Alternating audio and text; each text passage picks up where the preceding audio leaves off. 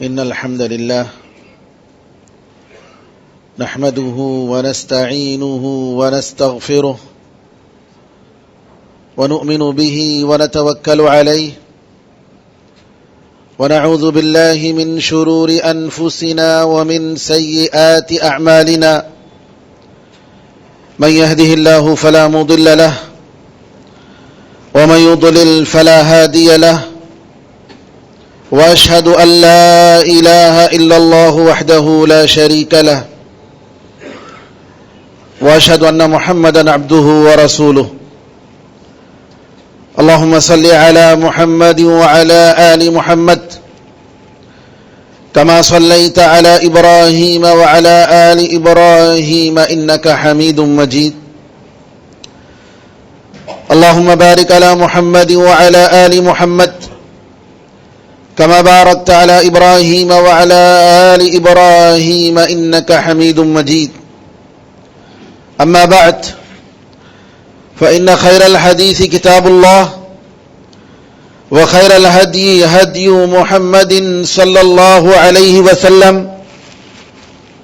وشر الأمور محدثاتها وكل محدثة بدعة وكل بدعة ضلالة وكل ضلالة في النار. تمام تعریفیں اللہ تعالیٰ کے لیے ہیں جو سارے جہاں کا خالق، مالک اور اس کا پروردگار ہے. رحمتیں اور سلامتی ہو احمد مجتبیٰ محمد مصطفیٰ محمد ابن عبداللہ پر جو سارے جہاں والوں کے لیے رحمت بنا کر بھیجے گئے. برادران اسلام، دختران ملت، آنے والا ہر دن اسلام اور مسلمانوں کے لیے گزشتہ دنوں سے مشکل تر ہوتا جا رہا ہے. فتنوں کا زمانہ ہے. دشمنان اسلام اور مسلمانوں کو ختم کرنے کے لیے مختلف قسم کے تدابیر، پلاننگ، محنت اور پیسے خرچ کرتے ہیں، اور یہ سلسلہ قیامت تک چلتا رہے گا. اللہ تعالیٰ نے اس سرزمین کو آزمائش اور امتحان کے لیے پیدا کیا اور ہماری زندگی کو آزمائش اور امتحان کے لیے بنایا. ہمیں ان کی تدابیر کو دیکھ کر، ان کے پلاننگ اور ان کے محنتوں کو دیکھ کر ہمیں پریشان ہونے کی بات نہیں. قرآن کریم میں اللہ تعالیٰ نے صاف کہہ دیا، وَلَا تَهِنُوا وَلَا تَحْزَنُوا وَأَنْتُمُ الْأَعْلَوْنَ إِن كُنتُم مُؤْمِنِينَ. تمہیں کمزور نہیں پڑنا چاہیے اور تمہیں غم نہیں کرنا چاہیے، اور تم ہی بلند رہو گے اگر تم سچے معنی میں مومن ہو. قرآن کا وعدہ ہے، اللہ کا وعدہ ہے جو اپنی جگہ پہلے بھی تھا اور آج بھی ہے. لیکن سوال یہ ہے کہ ایک مومن کو کیا کرنا چاہیے ایسے پرخطر حالات میں،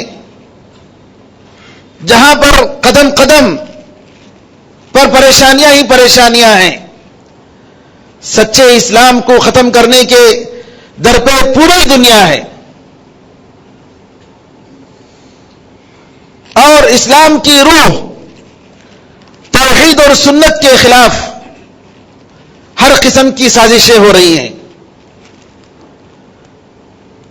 اور اسلام کے نام پر شرک اور قبر پرستی کو پھیلانے والوں کو پشت پناہی مل رہی ہے، ان کو سپورٹ کیا جا رہا ہے، کیونکہ ان کو معلوم ہے دشمنان اسلام کو کہ سچا اسلام یہ نہیں ہے.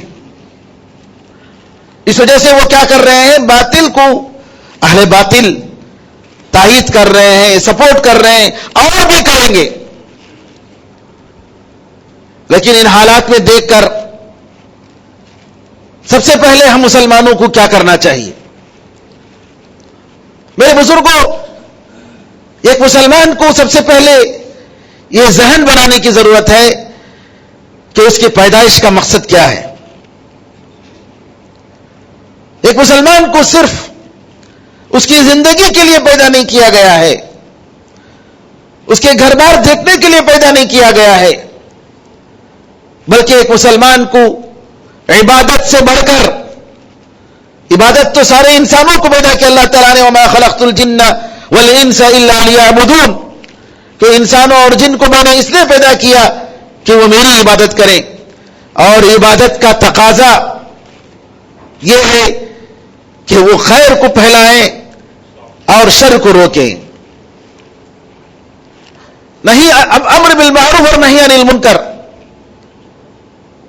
نیکی کی دعوت دینا اور برائی سے روکنا، اور برائی میں سب سے بڑی برائی اللہ تعالیٰ کے ساتھ دوسرے کو برابر کرنا، شرک، جس کی وجہ سے ساری مصیبتیں آتی ہیں، ہمارے ملک سے برکتیں ختم ہو جاتی ہیں، ہمارے معاشرے سے رحمتیں ختم ہو جاتی ہیں۔ تو لہذا ہمارا فرض ہے کہ ہر انسان، ہر آدمی اپنے طور پر اس ذمہ داری کو سمجھے، اس خیر کو، اس بھلائی کو، دنیا کی سب سے بڑی بھلائی توحید، کہ اللہ تعالیٰ کو پہچانے اور ساری دنیا والوں کو توحید سے روشناس کرائیں، توحید کیا ہے بتائیں، اللہ تعالیٰ سے ان کو جوڑیں۔ یہ سب سے بڑا فریضہ ہے، یہ سب سے بڑی نیکی ہے، اور جتنی برائیاں ہیں سب اس کے بعد ہیں۔ سب سے بڑی برائی اللہ تعالیٰ کے ساتھ دوسرے کو برابر کرنا ہے، اللہ تعالیٰ کے حقوق کو لے کر غیر اللہ کو دینا ہے، ایک مخلوق کو اللہ کے خالق کے برابر ٹھہرانا ہے۔ اس سے بڑھ کر دنیا میں برائی، اس سے بڑھ کر جرم دنیا میں کوئی نہیں۔ تو اس جرم سے لوگوں کو بچانے کے لیے، توحید کا تعارف کرانے کے لیے ہر مسلمان کو ضروری ہے کہ وہ اپنے فریضے کو، اپنی ذمہ داری کو سمجھے۔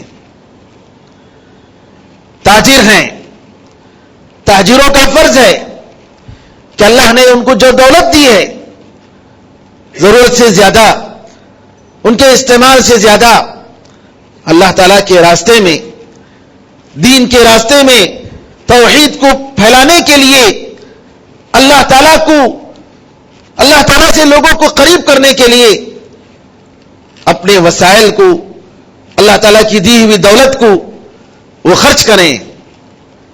کیسے خرچ کریں؟ توحید کے موضوع پر بہت ساری پمفلٹیں اور کتابیں ہیں، اسلامک سینٹروں میں جا کر ان کے ذریعے اس کا اسپانسرشپ لے کر کہ ہم اتنے پرچے اور اتنے پمفلٹ توحید کے لیے ہم چھاپنے کے لیے تیار ہیں، اس کا کتنا خرچ آئے گا؟ 1000 روپے، 2000 روپے، 10,000 روپے، مختلف زبانوں میں۔ اور میں بتاؤں، بہت سارے لوگ، مسلمانوں میں بہت سارے لوگ توحید کو نہیں پہچانتے ہیں۔ ایک بہت بڑی کڑوی حقیقت ہے کہ بہت سارے لوگ توحید کو نہیں پہچانتے ہیں۔ تو توحید کو پھیلانے کے لیے ہر آدمی کو کام کرنے کی ضرورت ہے۔ آپ اگر نوجوان ہیں، کسی کمپنی میں کام کر رہے ہیں، IT کمپنی میں کام کر رہے ہیں، آپ کے پاس جو ٹیکنالوجی ہے، اس ٹیکنالوجی کو، اس علم کو، اللہ تعالیٰ کے دیے ہوئے اس فن کو خدمت دین کے لیے خرچ کیجیے، وقت نکالیے۔ روزانہ آدھا 1 گھنٹہ آپ کا ہو سکتا ہے کہ آپ کی دعوت کے ذریعے اور آپ کی خدمت کے ذریعے کتنے لوگ مسلمان ہو جائیں، کتنے لوگ حق کو پہچانے۔ آج انٹرنیٹ میں لوگوں کو گمراہ کرنے کے لیے فیس بک میں بہت سارے جو رومز ہیں، الگ الگ فیس بک اور پتہ نہیں کیا کیا بہت سارے اس میں لوگ بیٹھے ہوئے ہیں لوگوں کو گمراہ کرنے کے لیے. کون شکار ملے گا, اس کو کیسے گمراہ کریں گے. جیسے بعض لوگ اپنے بزنس کو بڑھانے کے لیے فحاشی اور عریانیت, زنا کی طرف لوگوں کو دعوت دیتے ہیں, اور اس کے لیے لوگ بیٹھے ہوئے ہیں تاکہ لوگوں کو گمراہ کریں. بالکل اسی طریقے سے بہت سارے ایسے لوگ ہیں جو لوگوں کو, مسلمانوں کو بھٹکانے کے لیے ویب سائٹیں بنائے ہوئے ہیں. دیکھتے ہیں کوئی آتا ہے جس کے پاس وقت ہے چیٹنگ کرنے کے لیے, اور اس چیٹنگ کے ذریعے اس کو آہستہ آہستہ کیا کرتے ہیں, دین سے دور کرتے ہیں. آج اگر دشمنان اسلام اسلام کے کسی ایک فرقے کو سپورٹ کر رہے ہیں جو کہ توحید اور سنت سے بالکل دور ہے, تو اس کا مقصد یہ ہے کہ وہ لوگ سمجھتے ہیں کہ ہم اسلام کو ختم نہیں کر سکتے, لیکن اس طریقے سے ہم مسلمانوں میں تفرقہ بازی پیدا کر سکتے ہیں, اختلافات پیدا کر سکتے ہیں. اسلام کے نام پر جو شرک ہے, جو کفر ہے, ایسے لوگوں کو پروموٹ کر کے صحیح اسلام کو ختم کریں. تو یہ سازشیں میرے بھائیوں آج کے زمانے کی نہیں, پرانے زمانے سے ہے, اور مختلف حالات میں زمانے میں بدلتے رہے ہیں. لیکن فرض یہ ہے کہ ہم اس ذمہ داری کو سمجھیں. یہ صرف میرا یا سینٹر چلانے والوں کا یا علماء کا فرض نہیں ہے. آپ میں سے ہر مسلمان مرد اور عورت, جوان اور بوڑھے کا ہے. آپ اگر اسٹوڈنٹس ہیں, طلبہ ہیں اسکول یا کالج کے, تو آپ کا فرض ہے کہ اپنی زندگی کو اللہ تعالیٰ کے دین کے لیے ہم بنائیں. کہ میری زندگی اللہ کے لیے ہے. کیا مطلب؟ کہ لوگوں کو خیر کیا ہے بتائیں, حق کیا ہے بتائیں, باطل سے لوگوں کو دور رکھیں. کوشش یہ کریں کہ زیادہ سے زیادہ لوگ جنت میں داخل ہو جائیں. یہ فکر, یہ طلب, یہ خود بہت بڑی چیز ہے. اگر یہ آپ کے دل میں آ جائے, اگر آپ کے نوجوانوں کے دل میں آ جائے, آپ دیکھیں گے کہ ان کے دل میں ایک ایسا احساس, ایک ایسا جذبہ ہوگا جس کے لیے وہ دن رات محنت کریں گے. جیسا کہ نبی کریم صلی اللہ علیہ وسلم کی حالت تھی, لعلک باخع نفسک علی آثارہم لم یؤمنوا بہذا الحدیث اسفا, کہ شاید آپ ان کے پیچھے اپنے آپ کو ختم کر دیں گے, اپنی جان کو کھو بیٹھیں گے اس افسوس پر کہ یہ لوگ جو ہے اس بات پر, اللہ کے کلام پر ایمان نہیں لا رہے ہیں, یہ لوگ مسلمان نہیں ہو رہے ہیں, یہ لوگ دوزخ میں جا کر گر رہے ہیں. تو میرے بزرگوں, یہ تڑپ لانے کی ضرورت ہے, یہ احساس لانے کی ضرورت ہے. ہمارے پاس اگر وقت ہے تو بجائے اس کے کہ ہم اس وقت کو ٹی وی کے سامنے یا ٹیب یا اور انٹرنیٹ کے سامنے بیٹھ کر ویسٹ کریں, ضائع کریں, اس وقت کو اللہ کے راستے میں خرچ کیجیے. کسی کو صحیح راستہ بتانے کے لیے کوشش کیجیے. فواللہ لأن یہدی اللہ بک رجلا واحدا خیر لک من حمر النعم, اللہ کی قسم کہ اللہ تعالیٰ تمہارے ذریعے ایک آدمی کو سیدھا راستہ دکھا دے, یہ بہتر ہے تمہارے لیے, لال اونٹ سے زیادہ بہتر ہے. لال اونٹ پہلے ملتی ہی نہیں ہے, اور اگر ملے تو اس کی بہت بڑی قیمت. یہ نبی کریم صلی اللہ علیہ وسلم نے فرمایا. علی رضی اللہ عنہ کو جب جنگ خیبر کے لیے آپ بھیج رہے تھے, علی رضی اللہ تعالیٰ کے کمانڈر بنا کر, تو آپ نے یہ کہا کہ اللہ کی قسم کہ تمہارے ذریعے اللہ تعالیٰ ایک آدمی کو ہدایت دے دے.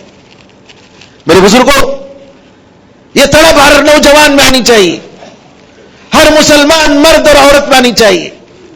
آج ہماری عورتوں کے پاس کتنا وقت ہے, کتنی مشینیں آ گئی ہیں جس کی وجہ سے کھانا پکانا, ان کی کام کاج کرنا آسان ہو گیا ہے, لیکن ان کا باقیہ اوقات کس میں گزرتا ہے؟ کیا نیک کام میں گزرتا ہے؟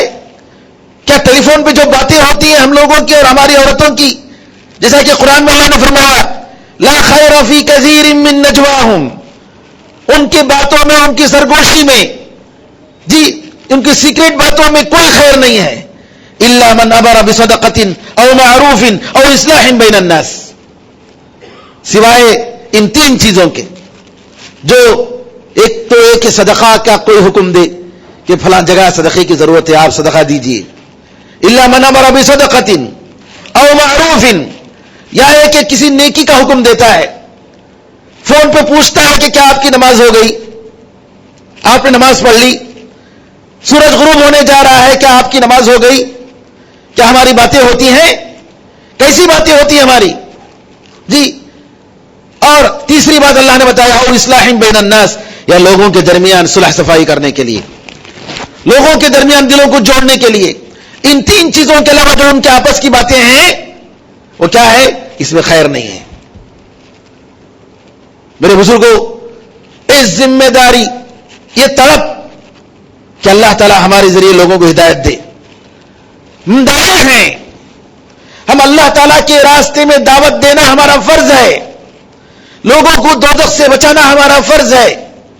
اگر یہ ذمہ داری کا احساس، اگر یہ طلب یہاں بیٹھے ہوئے ہر شخص، ہر مرد اور عورت کے دل میں آ جائے، اس کی زندگی بدل جائے گی، اس کی زندگی بدل جائے گی، اس کا تعامل، اس کی ڈیلنگ بدل جائے گی، اپنے دوستوں کے ساتھ، اپنے کام کرنے والوں کے ساتھ، دشمنوں کے ساتھ خیر خواہی، اپنوں اور غیروں کے ساتھ اچھا سلوک، کہ ہو سکتا ہے کہ ہمارا یہ عمل اس آدمی کو ہدایت کا ذریعہ بن جائے.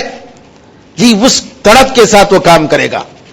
تو سب سے پہلے اس بات کی ضرورت ہے کہ ہم لوگ اپنے دل میں اپنی ذمہ داری کے احساس کو ہم پیدا کریں. جی یہ ذمہ داری ہے میرے بھائیوں. اور آج آپ دیکھیں کہ اس علم دین کے لیے کتنے لوگ ہیں، کتنی عورتیں اس علم دین کو جانتی ہیں. ہماری بچیاں، ہماری بہنیں بڑی بڑی ڈگریاں رکھتی ہوں گی، انگریزی زبان میں فراٹے سے بات کرتے ہوں گے، لیکن سوال یہ ہے کہ ہماری بچیوں میں کتنے ایسی بچیاں ہیں قرآن کریم جن کو پڑھنا صحیح طریقے سے آتا ہے. تو دوسرا کام میرے بزرگوں، اس طلب کو پیدا کرنے کے بعد کہ اس دین کو ہم پڑھیں، اس دین کو ہم سیکھیں، اس کے لیے ہم وقت نکالیں. پروگرامز ہوتے ہیں، جی الحمدللہ علماء ہے تیار پڑھانے کے لیے، سکھانے کے لیے، لیکن سیکھنے والے کتنے لوگ ہیں؟ کتنوں کے اندر وہ جذبہ ہے؟ تھوڑی دیر اگر لمبی ہو گئی، تقریر اگر لمبی ہو گئی، یہ مولوی صاحب بہت لمبی کر ڈالے، یہ آج یہ احساس. جبکہ پرانے زمانے میں لوگ جی طلب علم دین کو سیکھنے کے لیے جو محنت کرتے تھے، آپ دیکھیں گے ایک ایک عالم کے درس میں ہزاروں لوگوں کی تعداد. اور کوئی ٹیکنالوجی کا زمانہ نہیں، انٹرنیٹ اور یہ جو مائکروفون کا زمانہ نہیں تھا، لیکن کتنا بڑا صبر ہوگا کہ ایک آدمی کہتا کہ مجھے فلاں میرے استاد نے یہ حدیث سنائی، نام لے کر حدثنا محمد ابن یوسف نے مجھے سنایا، اور یہ بات سن کر دوسرا آدمی وہاں سے سناتا ہے اپنے رہنے والوں کو، اور پھر وہ دوسرا تیسرے کو سناتا ہے. یہ سلسلہ کہاں تک؟ آخری محفل تک. ہزاروں کی تعداد میں جو مجلس ہوتی ہے اس میں سینکڑوں قسم کے یہ علم، اس کو املا کرانے والا مملی کہا جاتا تھا، جی سکھاتے، وہ کہتے، پہنچاتے. اس طریقے سے یہ دین ہم تک پہنچا ہے. آج اس کے وسائل، سیکھنے کے وسائل موجود ہیں، علماء تیار ہیں، مراکز ہیں، الحمدللہ بنانے والوں نے مراکز بنایا، لیکن کتنے لوگوں نے ان مراکز سے استفادہ کیا؟ دوسرا فرض میرے بھائیوں، علم ہمیں سیکھنے کی ضرورت ہے. بہت سارے وسائل ہیں علم سیکھنے کے، الحمدللہ بہت سارے وسائل. علماء کی نگرانی میں، علماء کے ساتھ رہ کر، صحیح انٹرنیٹ کے صحیح ویب سائٹوں میں جانا. ایسا نہیں کہ آدمی جو مرضی ملے ادھر چلے جائے، ہرگز نہیں. ایسے لوگ ہیں نعوذ باللہ آج کہ اللہ تعالیٰ کے منکر، ملحد قسم کے لوگ. اور ہمارے مسلمانوں میں کتنے ایسے مسلمان ہیں جو اپنے آپ کو کہتے ہیں ہم سیکولر ہیں. کیا یعنی سیکولر کا مطلب کہ ہم مسلمان نہیں ہیں؟ یہ کوئی مسلمان کہہ سکتا ہے؟ اور ان کے ادارے نعوذ باللہ اسی طرز پر، اسی روش پر چل رہی ہے. کتنے انسٹیٹیوٹ مسلمانوں کے جہاں پر ہزاروں لڑکے اور لڑکیاں پڑھ رہی ہیں. کیا ہے کہ ہم اگر کریں گے تو نعوذ باللہ ہم لوگ مسلمان. ارے آج جو ہے پوری جرات کے ساتھ کر رہے ہیں, غیر تو پوری جرات کے ساتھ کر رہے ہیں اس سیکولر ملک میں. سیکولر کا ملک کا مطلب یہ ہے کہ ہر آدمی جو جس کو حق سمجھتا ہے اس کو فالو کرے, اور ہم میں اتنی ہمت نہیں. ہمارے آباء و اجداد نے ان اداروں کو قائم کرنے کے لیے محنت کی, کہاں کہاں جا کر پیسے چندہ کیا, اور آج جب ہزاروں لڑکیاں اور لڑکیاں پڑھ رہی ہیں تو ہمارے اداروں میں ناچ اور گانے, فلم اور نعوذ باللہ کیا کیا بے حیائی کی باتیں.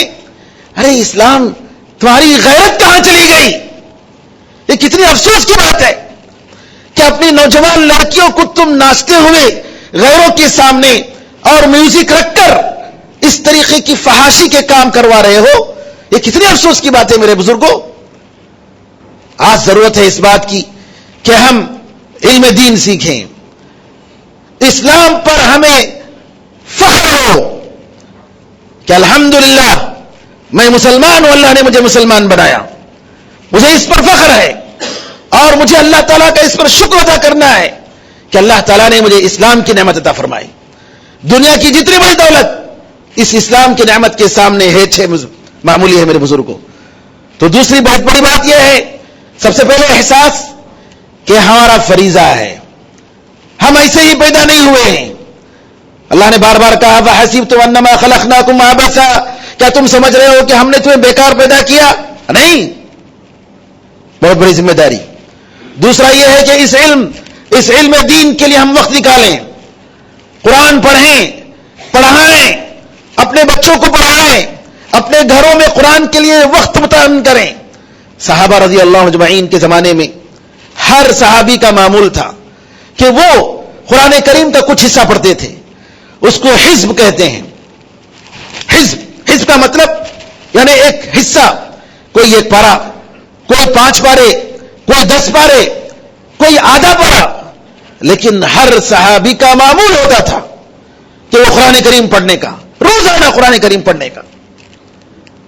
علامہ صالح الفوزان حفظہ اللہ کہتے ہیں کہ اگر کوئی شخص 30 دن میں قرآن ختم نہیں کرتا ہے تو اس نے قرآن کے ساتھ ظلم کیا, اس نے قرآن کے ساتھ جفا کی, اس نے 30 دن میں, اور بعض علماء نے کہا کہ 40 دن میں. میرے بزرگوں, قرآن کریم رمضان میں بڑی مشکل سے ہم ختم کرتے ہیں, رمضان میں بڑی مشکل سے ہمارا سال گزرتا ہے. یہ اکثر لوگوں کا, بلکہ اگر میں یہ کہوں 99% لوگوں کا یہ حال ہے نعوذ باللہ الا ماشاء اللہ.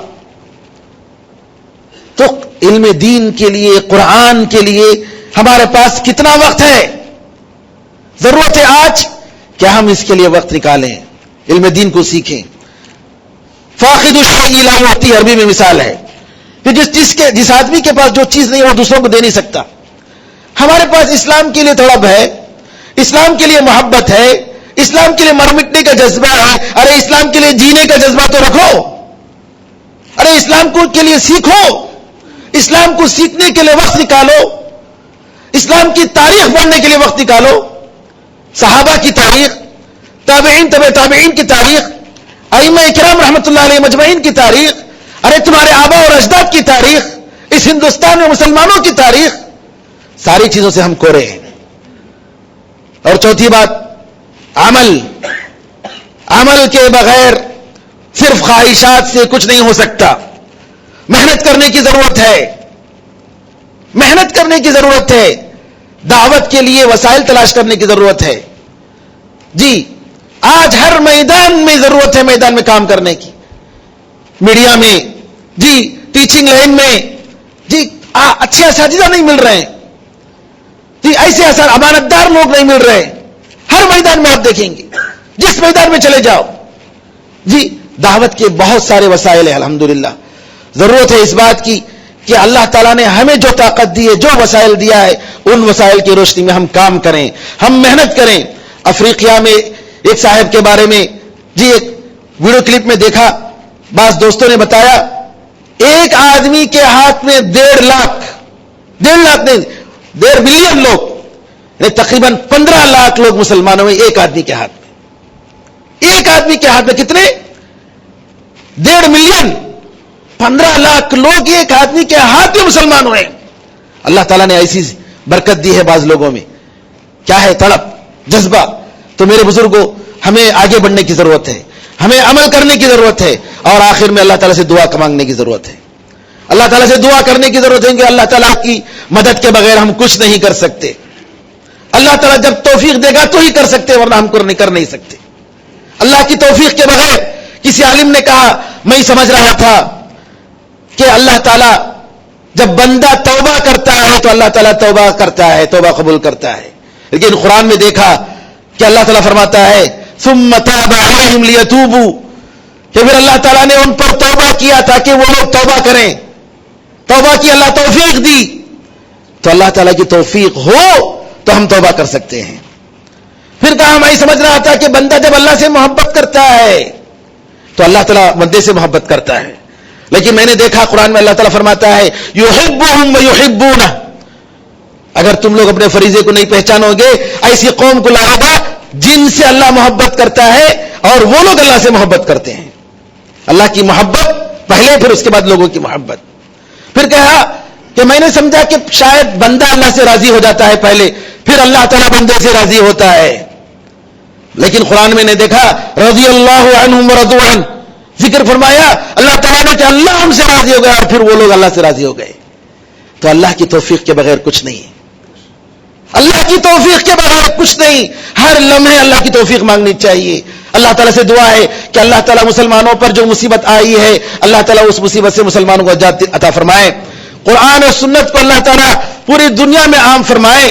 قرآن و سنت، کتاب و سنت اور مسلک سلف صالحین، مسلک صحابہ رضی اللہ اجمعین کو اللہ تعالیٰ عام فرمائے. اللہ تعالیٰ باطل کو، بدعات و خرافات اور باطل نظریات کو اللہ تعالیٰ ختم کرے. آمین ارحم الراحمین. بارک اللہ لنا ولکم فی القرآن العظیم ونفعنا وإیاکم بالآیات والذکر الحکیم. انہ تعالی جواد کریم ملک بر رؤوف رحیم رب حلیم.